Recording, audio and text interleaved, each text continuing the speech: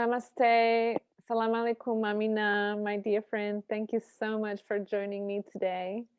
And I'm so excited to host you on my first show of the Videshee Desi Podcast, where we Mm. are creating a platform to bring the community together of women who travel to Asia to learn the arts and make the arts their life. And you have always been a great inspiration in my life, not only because you are a woman, because you also dived into a world that was very masculine, and you made a mark. And and the way you've done it has been really inspirational. And so I really wanted to give you this opportunity and honor you for the work that you have done for your Ustads, for them as a family in your life, and for the music, and for being a pioneer in the Kawali world as a woman, and a tabla player above it all.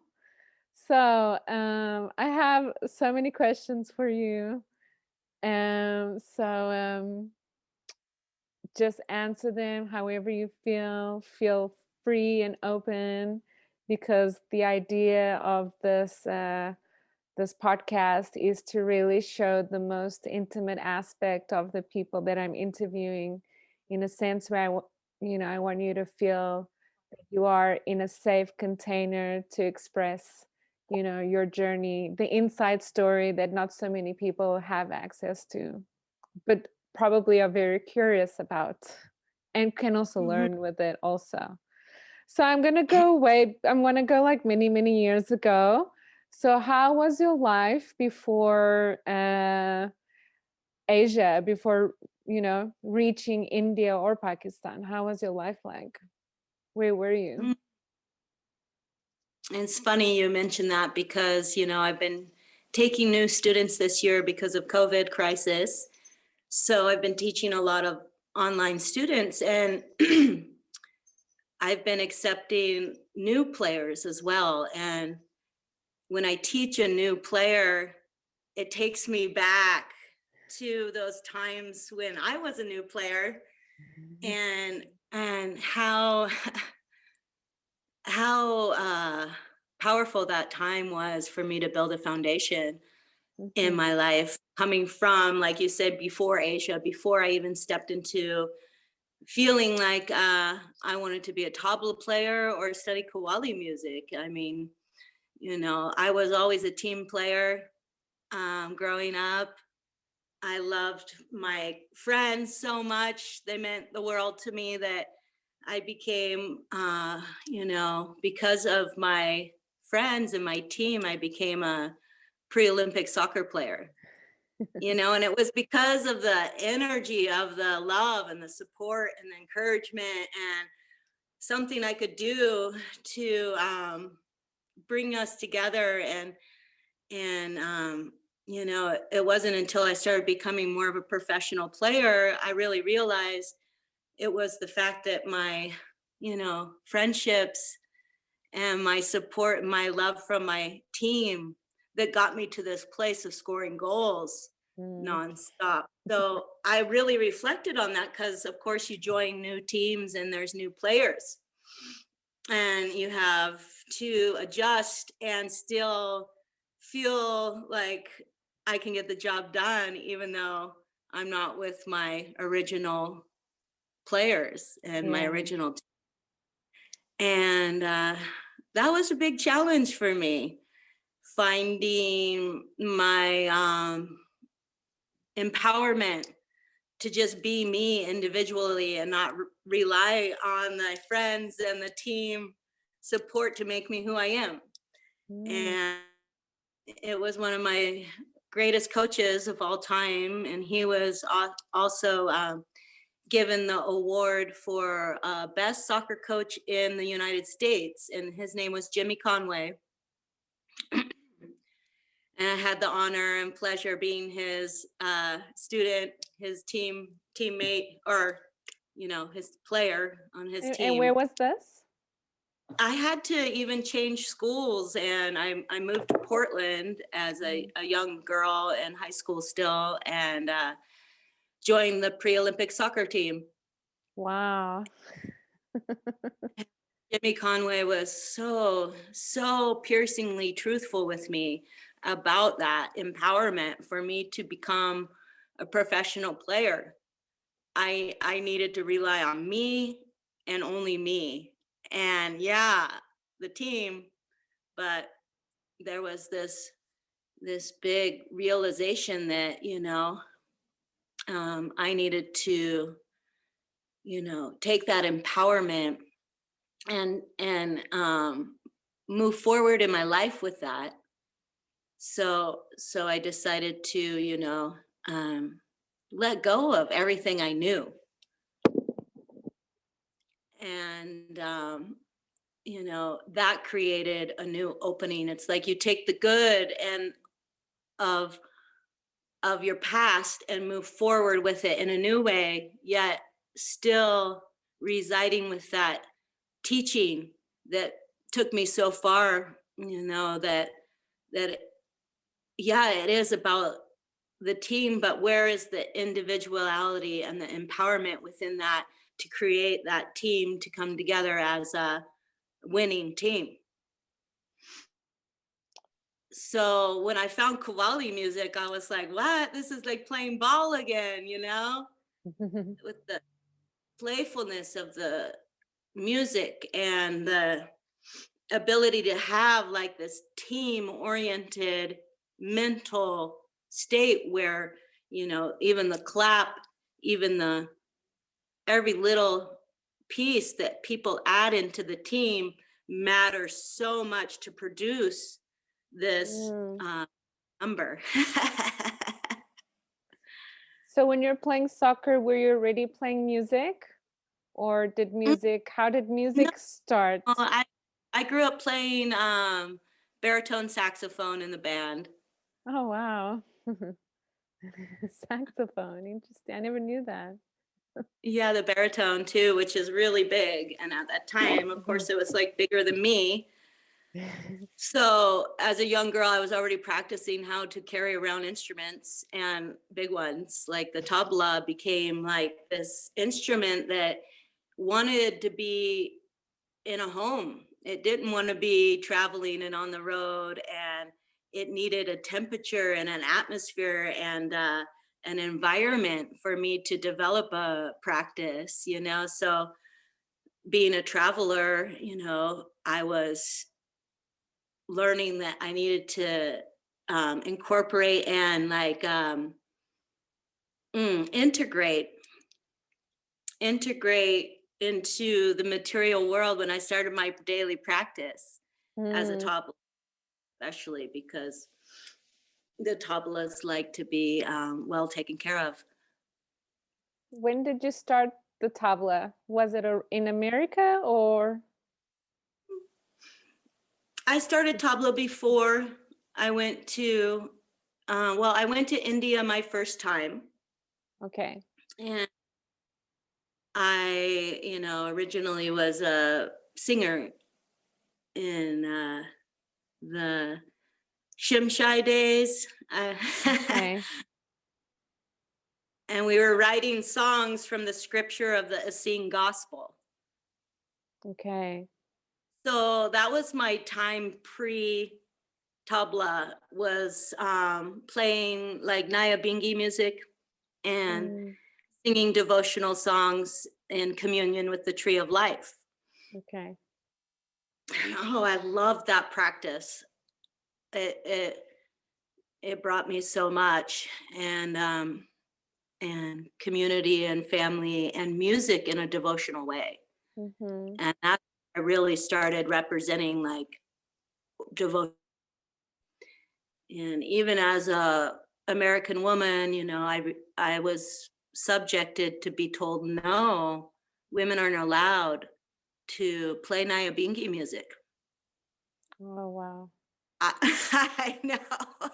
So it already started there. Already had pre-started. Yeah. Yeah. And, you know, as a young Californian girl, I was like, wow, I had never heard no before, really. I'm sure from my parents, you know, which when you heard, I thought about that. I was like, you can tell me no. I need to figure things out. And I just got up and walked away. You know, it was like, oh, this doesn't resonate with me. I'm obviously not supposed to be here. You know? And went on my merry old way. But when I look back after these 20 years of what I done, I remember that story very clearly. Wow. So which year did you arrive in India for the first time, and how did you prepare yourself to go there? Did you go with friends, or you were to India? So it's just so remarkable how it all happened. It's such a big story. I'll condense it. And yeah, it was 1999, 2000. And it was the feeling that there was this thing in India called the Maha Kumbh Mela going on that year. Oh, yeah. So you went to that one? Huh? You went to that Maha Kumbh Mela? That's when I first heard about India. Was it? Wow. Wow, yeah. Yeah, so yeah, I was born in 76. So I'm in that crux of totally the crew of us that have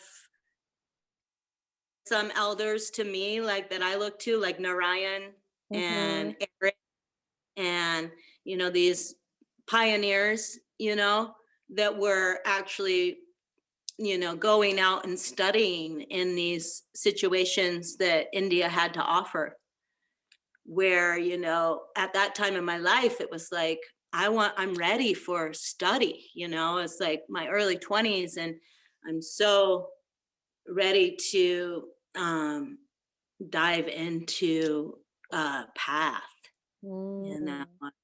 So ready and inspired by the ability that India had to create your own motivation. Here's all this stuff you can learn. Here's all this stuff you can learn that's cultural, that's impressive, that creates a character of a being that you're looking for. And that's what really attracted me to the arts and the music, is that through the practice you create this character that you've been dying to become, because you want to be in harmony. You want to be able to look the challenges in the face and become stronger. This is the characters that music and art forms bring in the beingness. And for me, that was a bonus of studying. Tabla was like developing character. Wow, amazing. Yeah. Humility, the humbleness of character, being able to devote and focus creates a wide scope, a bird's eye view, if you will, when you refine and intricately get to the point of a clear, one-pointed focus. And it's so amazing how music encompasses that. It, like, the more you refine and the more individual and the more you do your rayaz and your practice, there's just more to know about music. It's the same experience when you learn dance in India. That has been my experience too. So I really feel with you on that one. And how did you get it at? What made you fall in love with the tablas?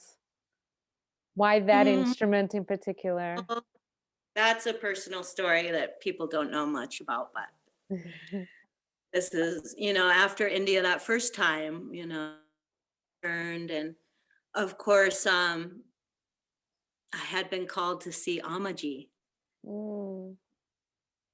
the woman Sufi saint, Hindu saint from Kerala, from the hugging saint, Amaji. And she had an ashram here in America. And, many of us have been there multiple times too. Mhm. I think this was my first time seeing Amma, or no, this was, let me think. It was a second. It was a good second in, because the first time I got to do her whole retreat, and that was before I went to India when I first saw Amma. And I felt like that engaged me and pushed me into that flow of going to India. And the first, yeah. So second time in, and I'm really appreciating this bhajan they're singing. I'm like, wow, for the first time, really like in the music, And I'm like watching the woman tabla player Anu, and she's just flying her finger, and I'm like, wow. And I go up to her after, like all proud. I know a little Hindi now. I'm like, wow, kya baat hai. I'm like, that was amazing. She blushes, turns red, and says, Jay Ma, don't talk to me. Like, wow, the humility I felt from that just melted me. It totally killed my whole ego, killed me flat in the best way, And that's really pushed me towards that feeling that this path could create such a humility. I wanted that, and Amma was a big guide, and she gave me that hug, and she said no tabla, and I was like, what is no?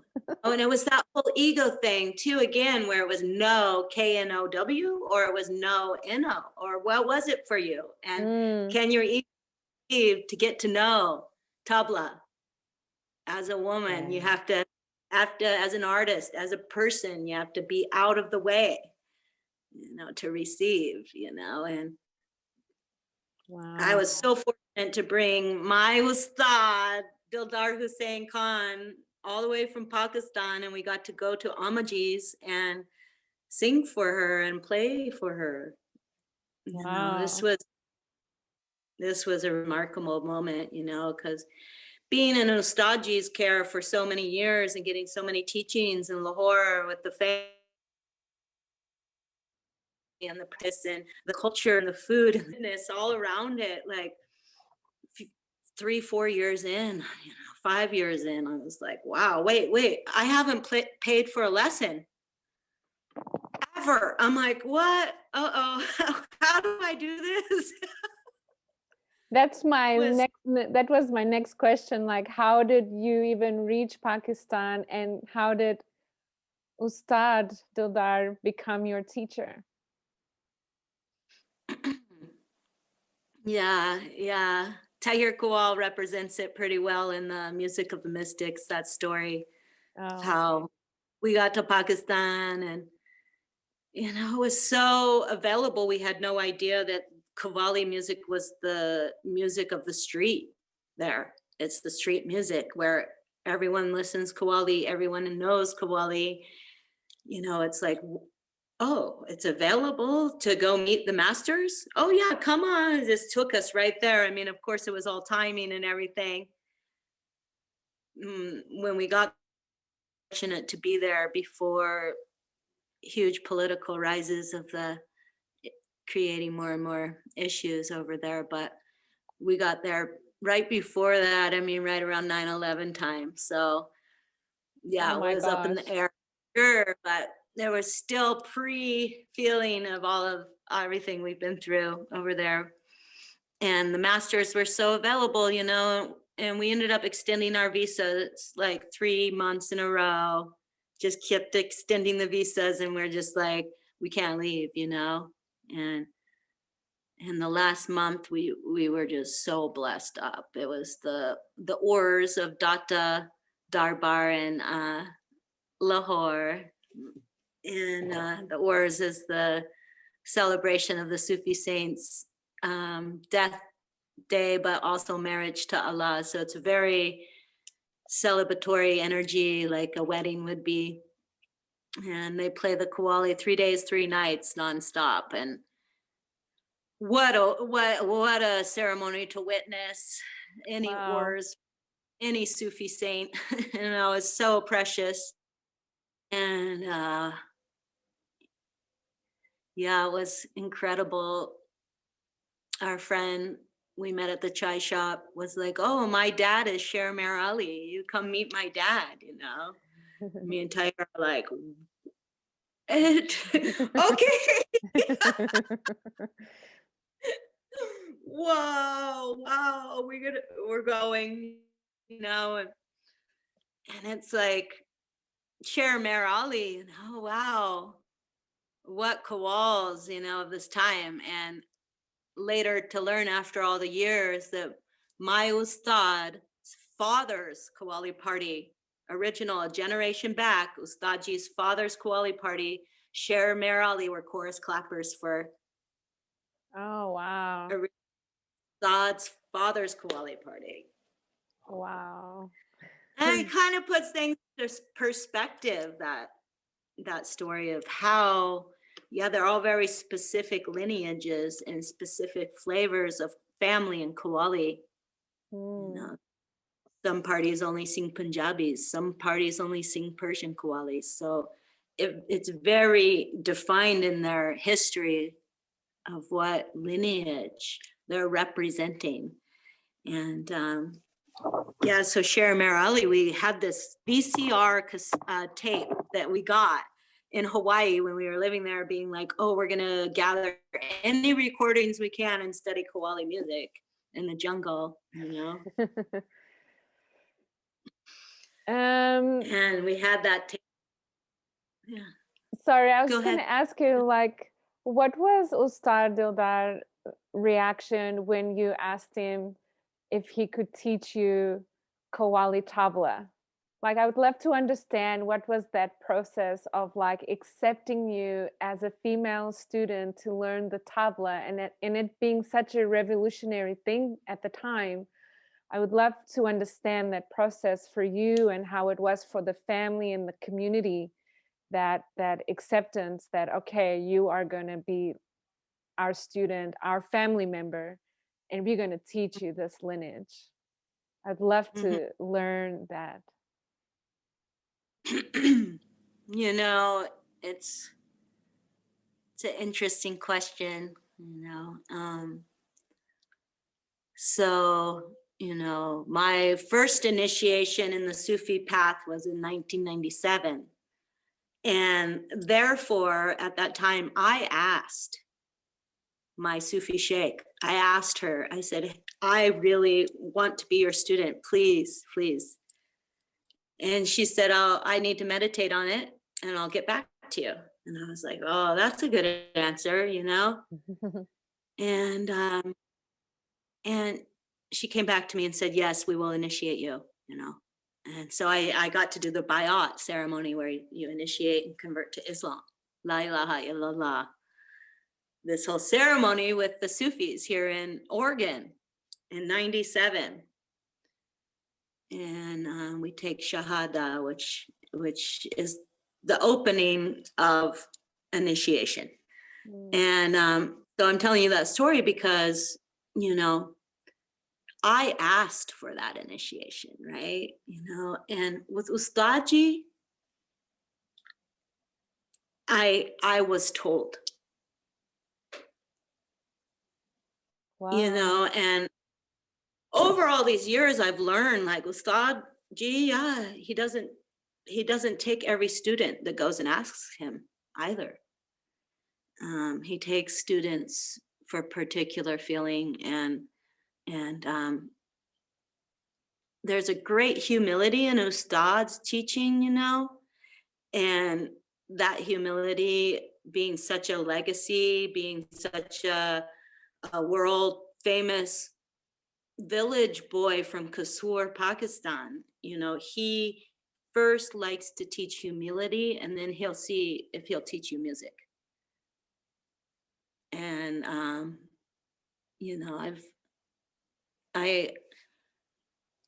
I don't have as many words as I should to say thank you for this, because I feel like if I asked Ustaji, please take me as your student, maybe no. At that time, I didn't know. I was just in the flow of it. I didn't know if I should ask or not ask. It wasn't like it was more organic than that, than naturally feeling. We had been at all these Ustads' house before we reached Rahat Fateh Ali Khan, and being, I got this pre-experience of what these homes and lineages and families mean in this culture and this tradition. And I got to experience Tahir Qawwal's initiation through Sher Mer Ali Qawwal, and I experienced what it felt like and what it meant. And so by the time I got to Rahat Fateh Ali Khan's, I felt like, yeah, this is my cup of tea out of the experiences I've had towards the Kawali music, so far. I love this style, and I appreciate this style, and so that feeling, I know Ustad could pick up on that, and they came to me and they said, we want to initiate you tonight. And I was like, oh my God, what? Yes! I was like, yes! Like, I was so like, I made varsity soccer team or something. Wow. I ran out and got all the appropriate gifts and got all dressed up. And, at that time I had these big dreadlocks, and, they were so accepting of me, and they were like, we want you to take our message back to the world, like, you as a woman are actually defining what these Sufi messages mean behind the music. It's not like all women in the world need to do Qawwali music, but it's like, okay, therefore, we want to utilize this as an opportunity to show that the message behind the music is beyond gender, beyond borders, beyond race, beyond religion. It's that space of the all encompassing, all accepting. This is the message of peace, love, and tolerance. And wow, I believe they embellished that opportunity to utilize me, and it wasn't until I started going back that they were like, wait, oh, she came back? What? Oh, she's here again? Oh my gosh, like, oh, she's playing a lot better now, and oh, she understands. It was like being a foreigner, being an outsider, there's a way I had to develop the ability to hear, and that's been a huge gift. Healing for me personally is developing my ears. And, as a child, it was always like, close my ears instead of my eyes. I was always like, oh, like the ears are such a sense that gets pushed aside because it's harsh to hear yelling as a child. It's harsh to hear these abrasive sounds.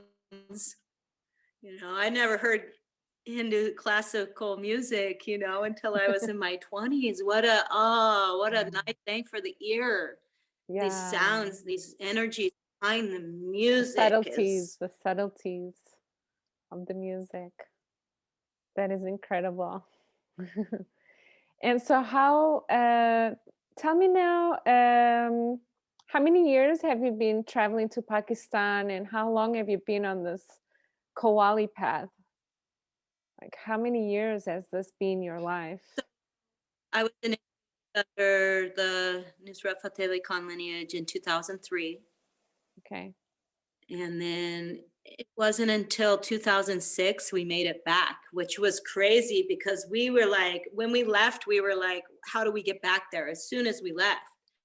And it took a few years. And in 2006, we went back with the whole group. And then that was the first time we took the whole group to Pakistan. It was our second trip to Pakistan. That's how comfortable and loved we felt to like bring our people with us the second trip.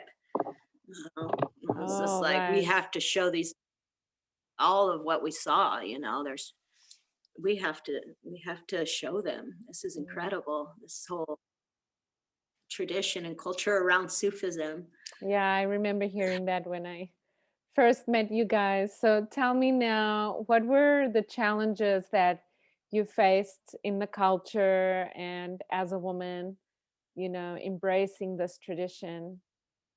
What kind of, and being also in Pakistan, which in itself is not it's not an easy place to be, but it seems like you guys melted right in it because you were so in love with the music. But I'm sure there were like a few challenges. There are always challenges as a woman when you travel to India, or I mean, I've never been to Pakistan, but I know there are always little challenges. So I would love to hear what challenges were there for you, and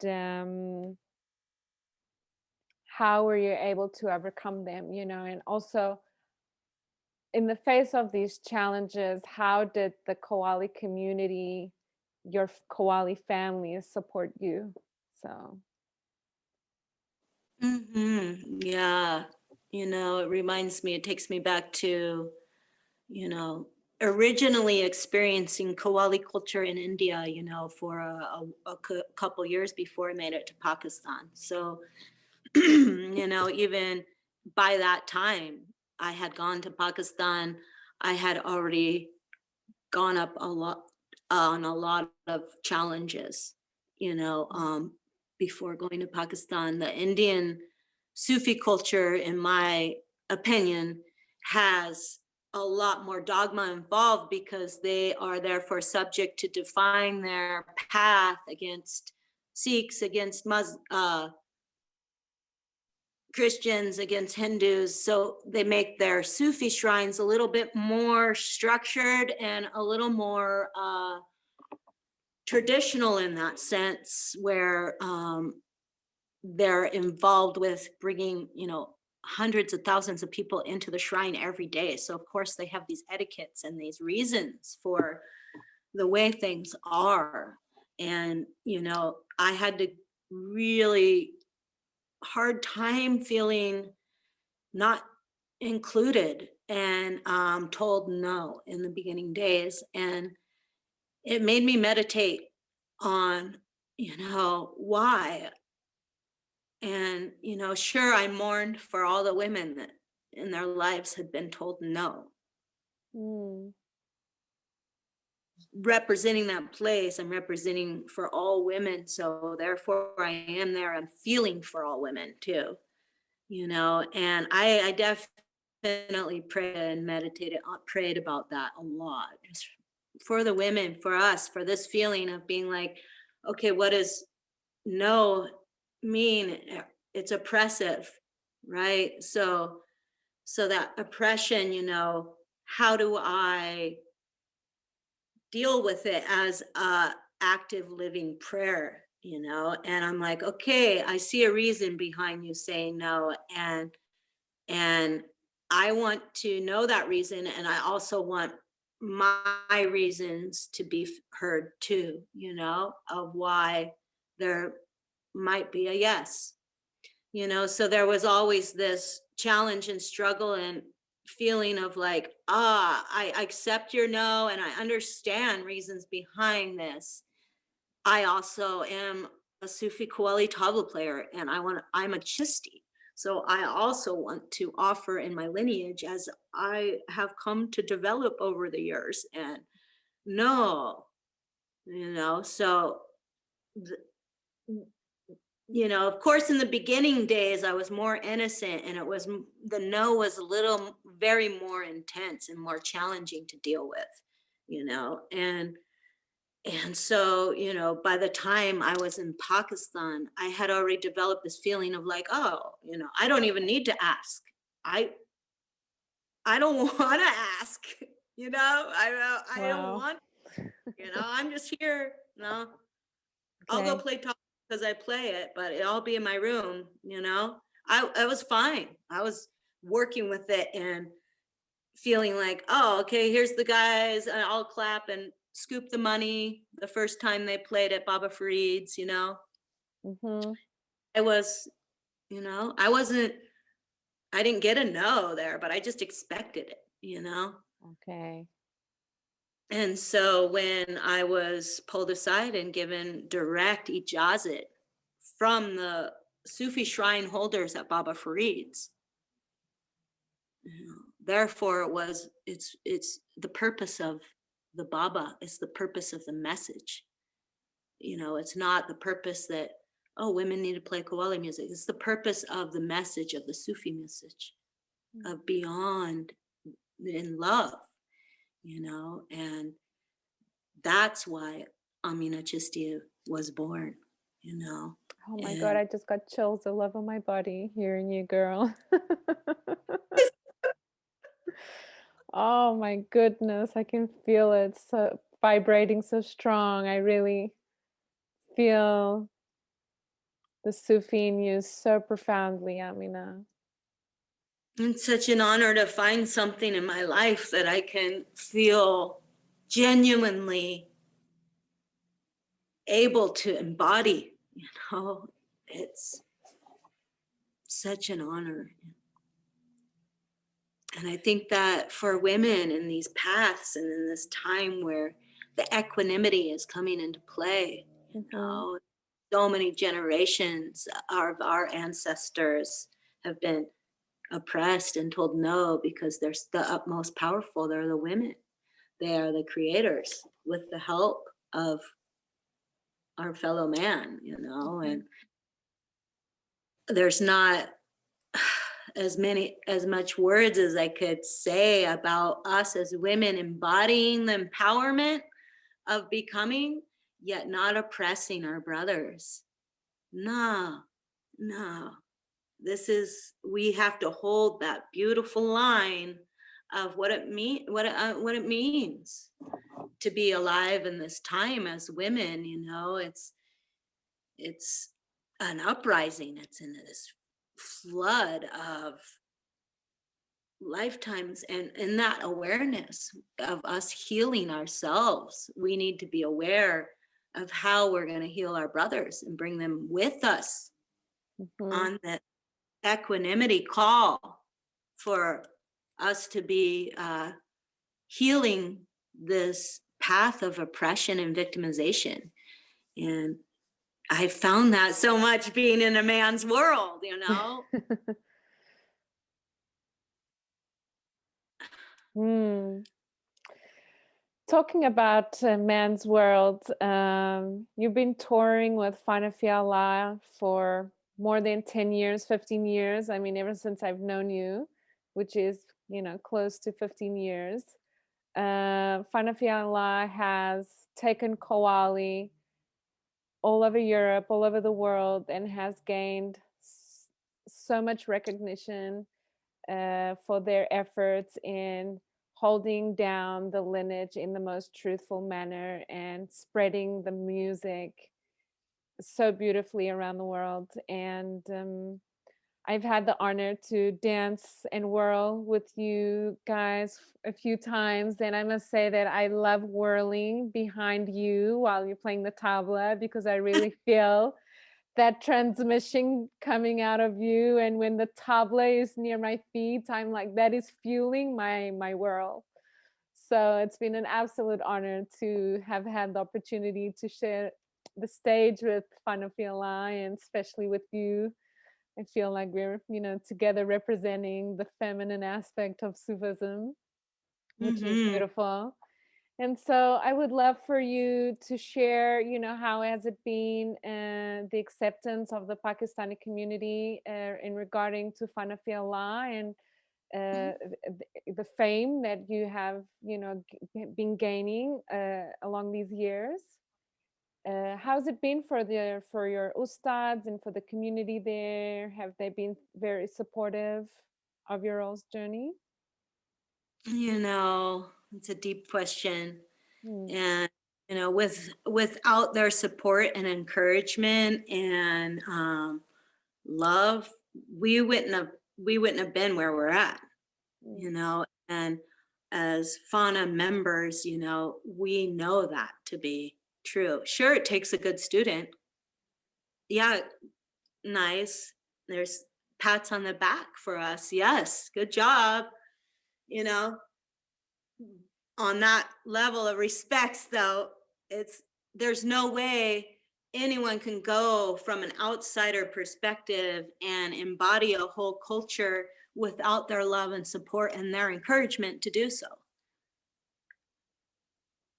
I couldn't, So that's, for us, I give all my fans, all my love, all my encouragement, all my support, to my Ustad. This is also a path of humility in his teachings. There's lineages that have made us be able to find a piece to walk right now. And we're so fortunate to, because it's like a bridge that was being built from east to west by masters in the first place. Wow. Yeah. And we so luckily got on that bridge because we were willing to travel. We were willing to put ourselves in circumstances that we were risking, and as a risk taker, you start to become a pilgrim. You start to become a trailblazer, and through having that character, able to risk, we got fortunate enough to be able to be a part of this bridge that connects the east to the west. And me already being initiated in the Hazrat Inayat Khan lineage of the Sufi path, he was the first Sufi in the Western world in 1920 that spread the message of Sufism and actually taught us as foreigners how to tune the soul and how to become in a practice of peace, love, and harmony through music, but also just through art, developing our heart to be able to, without these masters, there's no way Fanna-Fi-Allah would even exist. This Obviously. is the truth behind us. And yes, good job, everyone. Man, we did it. We risked our lives. We crossed the borders and barriers of the threshold, and we've survived with immense level of stories and encouragement for cultural exchange. And as an American, we lack so harshly in culture. And our culture has become this beautiful thing too, of a mixed culture in America, where you do have a mixed situation. A lot of diversity. Diversity and cultural exchange. And yes, jonesing for a walk down to Central Park in New York just to feel the culture of America. And why we are where we are at is because we have allowed that bridge to mix with the world. And we want to take from those precious gems that we're left to take from, and create our truth from the goodness of the masters, and leave those things that were pertaining literal meaning to the moments of those times. Those things, and come in with a new resonance of building cultural exchange through. Yes. And I feel a lot of the time like,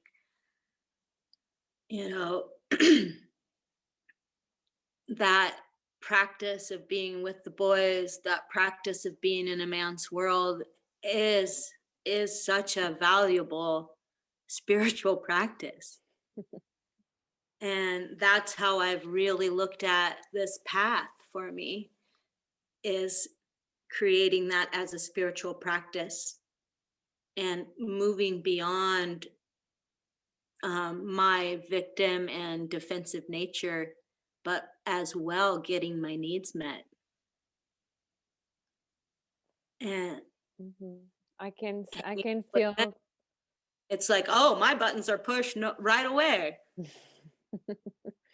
But I'm like, okay, this is, I'm not going to just cut off my connection.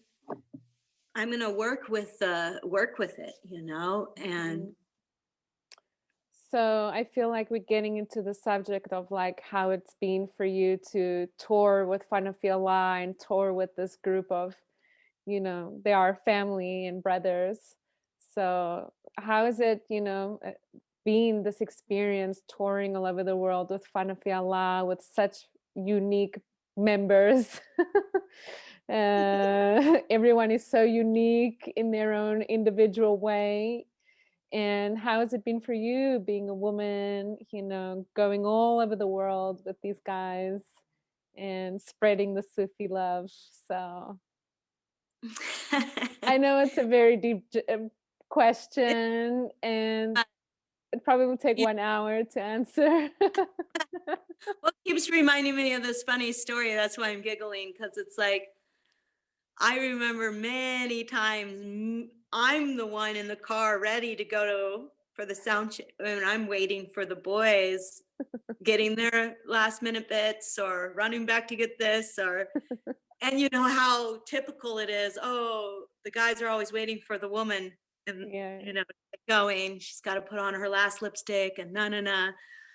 I didn't really experience that.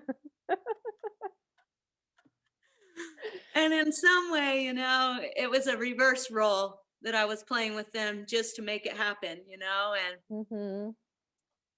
and it's like we could so much, keep the humor going, and we would survive, and even when you can become the artist of your life, so therefore you get to know somebody over the years and you're like, oh, I know how they like it. I know I'm going to hide some nice organic super food snacks in my.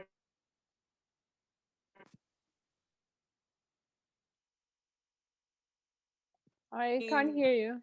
Yeah. Oh, I can hear you now. I can hear you. So you were saying I just got an emergency alert for something. I'm not sure what. Okay. But it's like developing relationship, and like learning, how to appease one another and making it a joyful practice, and so much so, Lali Kalandar and I were the first ones to meet in Fanna-Fi-Allah in the first place, and Devananda and I are so similar and so different in so many ways.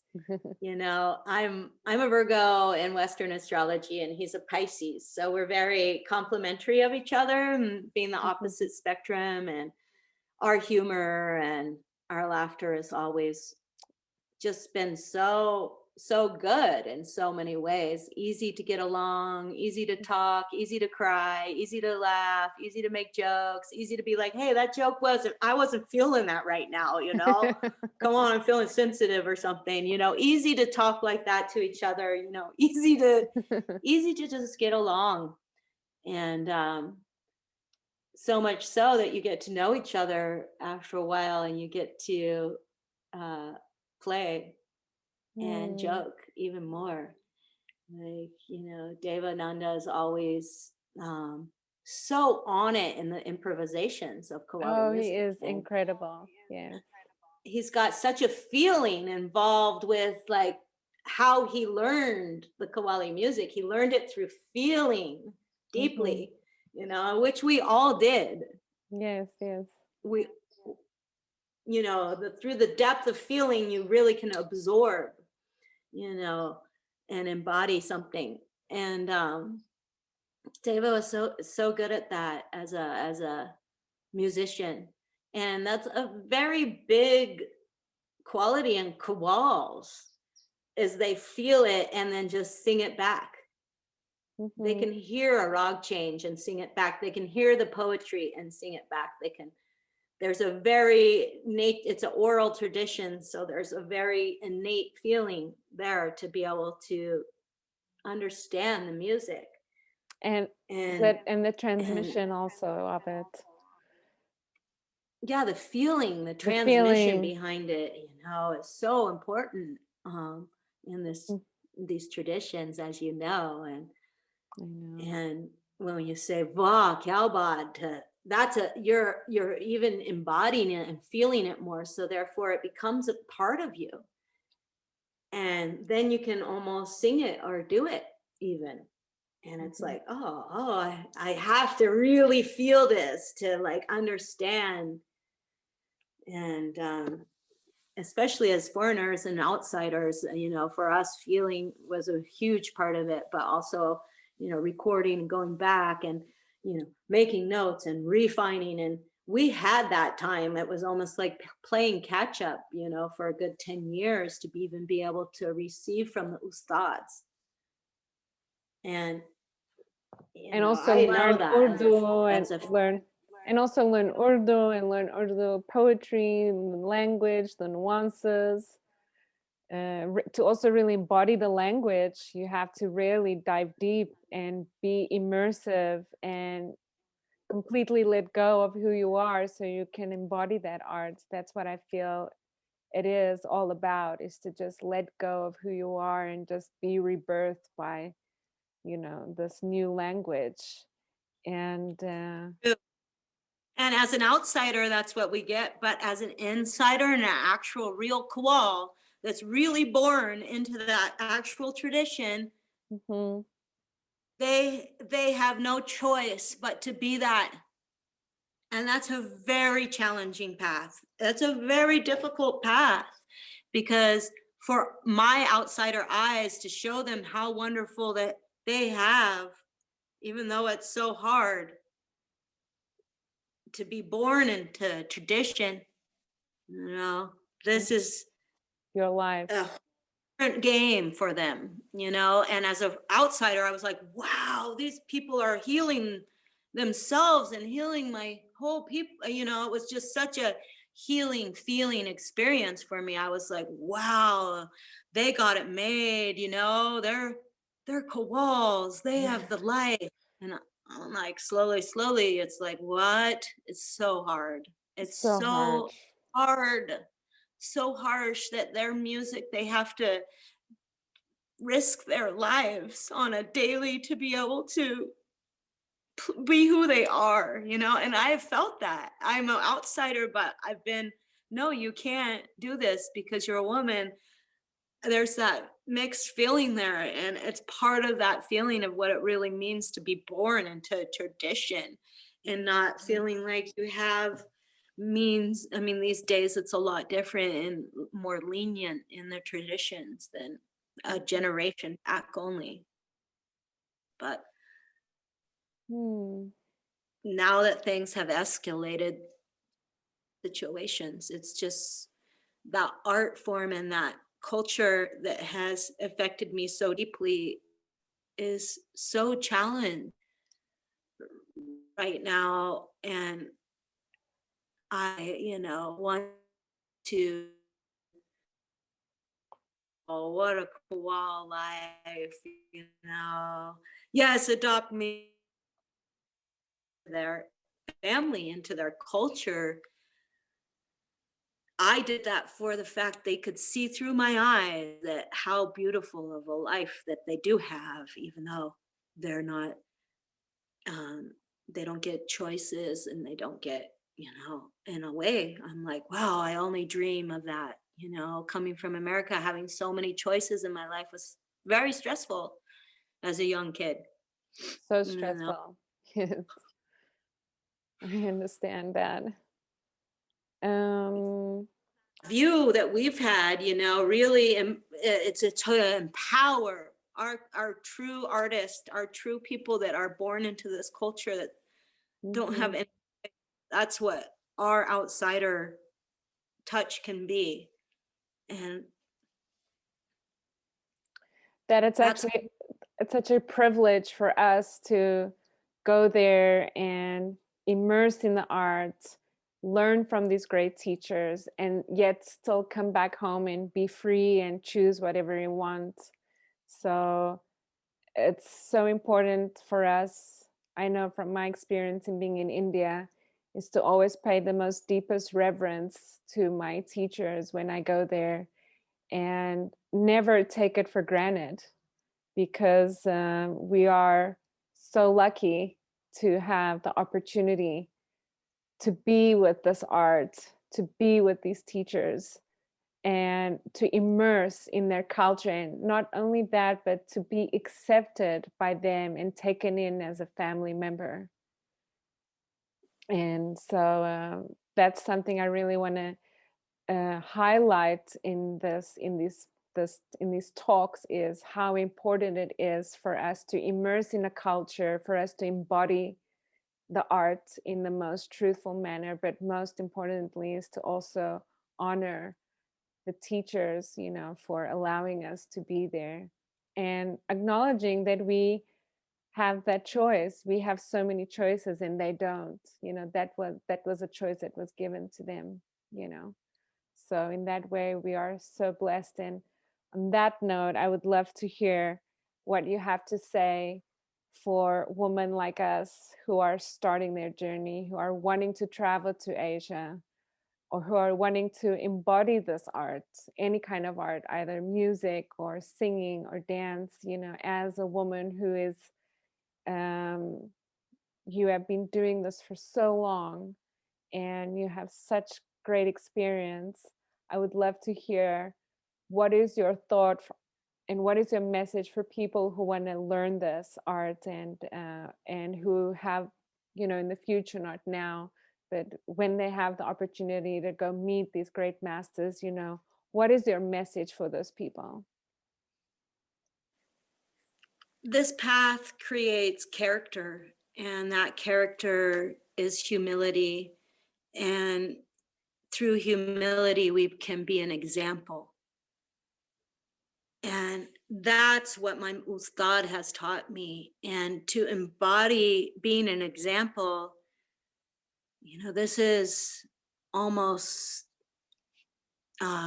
hit home for me, because there's just so much purpose in actualizing an example.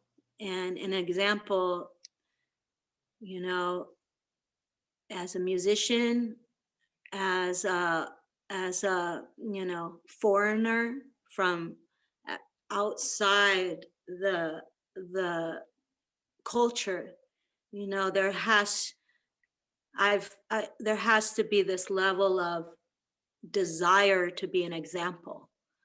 And when you desire to be an example, you allow your narcissistic behavior to fall away, so that when people look at you,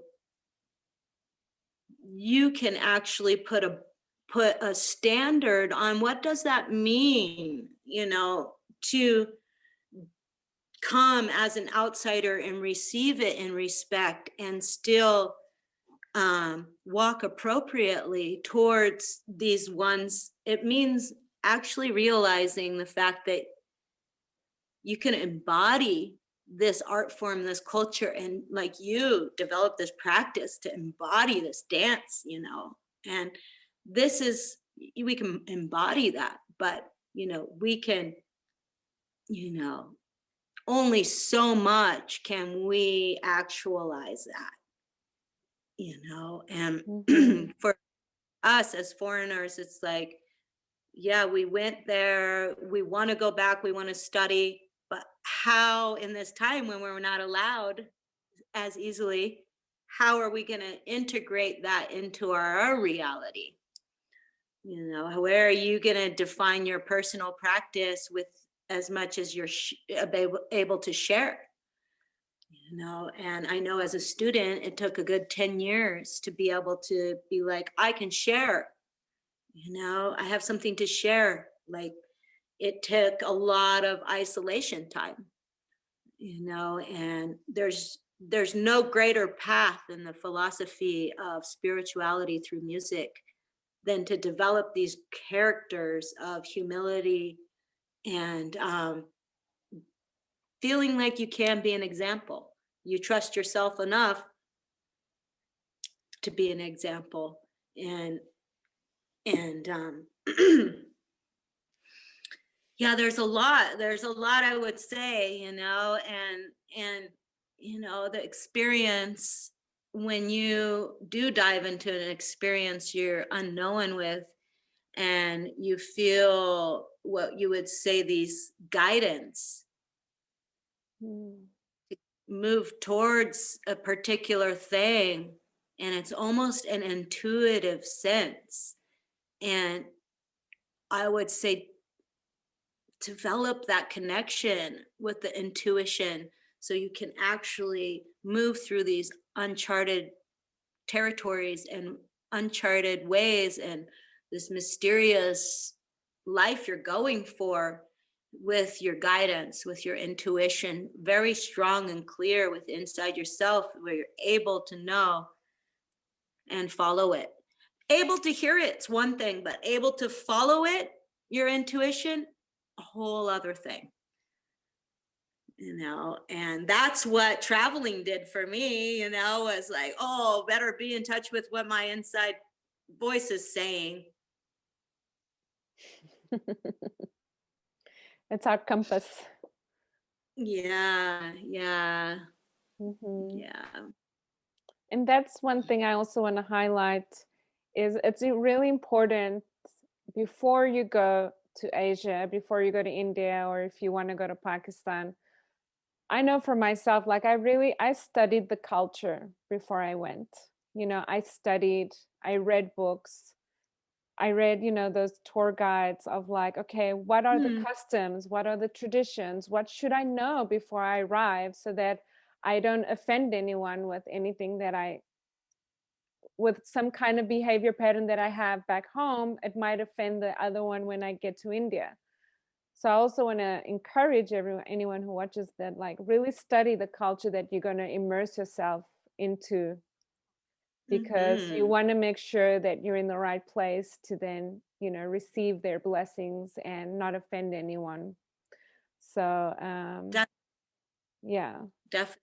And I really felt that big time, you know, for me, because it was so new, and so I was so innocent in it, because like I hadn't studied. I knew about Sufism by being initiated through the Sufi path, but you know, I hadn't even seen Kawali culture, you know. So on that respects, I was very like, I don't need any I don't even need to ask. You just tell me what to do, and I therefore I do it, you know. And I participated in an etiquette that I was subject to feel a way about, you know, and I didn't feel like that's my path.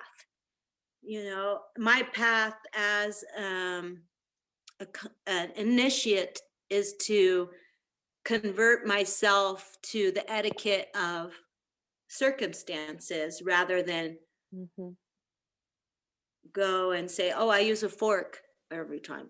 I mean, this was a big one. Like, even, you know, the beauty of experiencing someone saying yes by shaking their head back and forth takes that mental concentration that like not saying no. Okay, like, and you can get to these places where your mind actually changes from these concepts that limit you from growth and expansion just because we're human, and when you travel outside the box, you get to be able to see things in such a different way. And that's why the guidance and the intuition needs to be so strong, and I also really appreciate that you're doing these conference, Desi conference.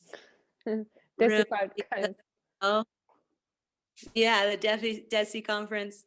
Women can really, seek each other out and talk about each other's experiences and get some actual, like you said, that it's so beneficial to know a bit of the etiquette behind approaching these cultures. So therefore we empower them and we don't appropriate, through this way of humbling and respecting and creating an appropriate relationship with the exchange. And yeah, it was such a blessing to hear you say that. It's like you can't receive the blessings unless you almost pass a test of the ego. Like, yeah, I do. How do you eat? Oh, how do you eat with your hand properly? Yeah. Not, oh, I use a fork and that's how I do it. No, they want to see you try, and then they want to see you even inquisitive.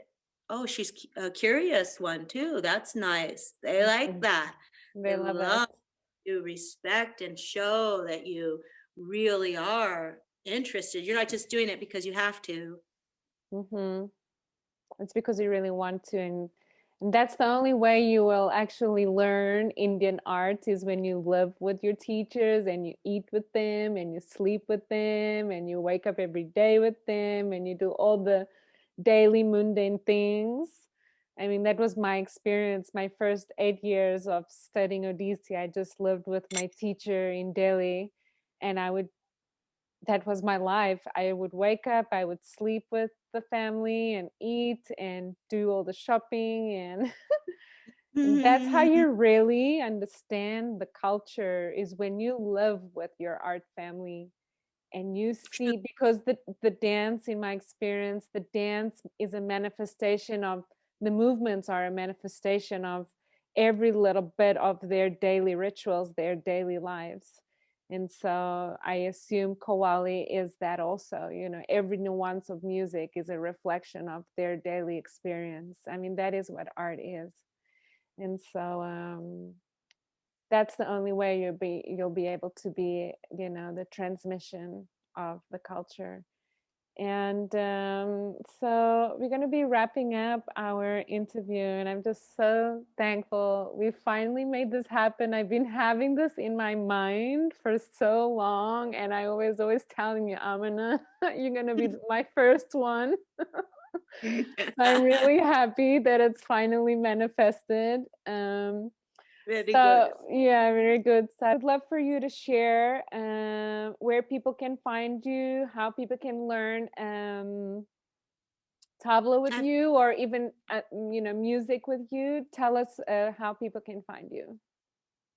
I've had some really great success this year with online teaching, and I've had a learning curve in it as well, because the tabla is such a hands-on experience that it takes us to develop this medium of being online. And I have witnessed such a progression through these new players that have taken classes with me. And so that inspired me to set up a website. It's going to be AminahChisthi.com, and that's going to be up in a couple weeks. So you'll be able to just go in there and plug in a lesson, tabla, raga, harmonium, mixed with the essence of fusion of classical and the Qawwali music, and what is the philosophy behind that, and maybe a means and a way that I can define a personal practice for people. Oh, interesting. Very interesting. That's Right? awesome. Right, because the music, Congratulations. but the culture is for the individual, where it has to develop this personal practice for you to actually give back, and through that personal practice you receive uh so much. And in a way, I design personal practice for my students depending on what they're focusing on. And of course, raga and tabla go hand in hand, and Of course. you have to understand them both to a certain degree to participate. So that's been so fun. I've been really enjoying developing the community behind the tabla lovers and the Qawwali lovers and tabla players that want to learn these Qawwali tekas in the lineage of Ustad Dildar Hussain. And through the blessings of the masters, I feel like it's my duty to share their teachings through me, so that there's such a infinite wealth of music available in this genre. And I still witness Ustad Dildarji just composing daily and playing within the mystery of music himself, and that's so inspiring in these times. And so AminahChisthi.com is coming up soon. It'll be live in a couple weeks, and of course you can reach me on Messenger or the Instagram at Dhamma Mama, and send a message. And I've been in touch with like students like that, and just set up time and connect in that way. Awesome. Congratulations, Aminah. Oh, I've also been doing like intensives. So my come and stay, and we'll do 2 hours in the morning, 2 hours in the evening. And my last intensive was a 5-day period. And he's a brand new player, so we went really deep, and it was incredible to see his progression and witness the fact that it works. It really works. And he's already playing Kaharva and Tintal. And I'm like, wow, that took me so many many hours. Yeah, I knew what you were going to say. It took me so many lifetimes. Yeah, that too, but yes, yeah. And him too as well. But it's just amazing to witness him progress so quickly. And because of the COVID time, he has so much isolation, and he's got to be really present to get it because he's a new player. And it just worked so well and blew me away, really, to witness how much progression can happen through consistency. Again, I mean, I've seen that happen over the years, but just such a personal witness. It has inspired me in my own practice to continue as well. So nice. That's awesome. That's amazing. Yeah. That's beautiful. Yeah. Well, Aminah, thank you so much. It's been an absolute pleasure to be with you today. Thank you for taking your time to share your personal story with Kawali and music and Pakistan. And and setting up this space for us to share finally. Okay, my darling, I wish you well. So many blessings on your journey. Have a beautiful day in America and California, and let the Sufi love brighten your every single day, even when things might seem astray. Okay, thank you. Don't forget that's who you are. I love you, my dear sister. Sending you so much love from Portugal. Para. Talk to you soon. Talk to you soon. Bye, my dear. Thank you. Bye.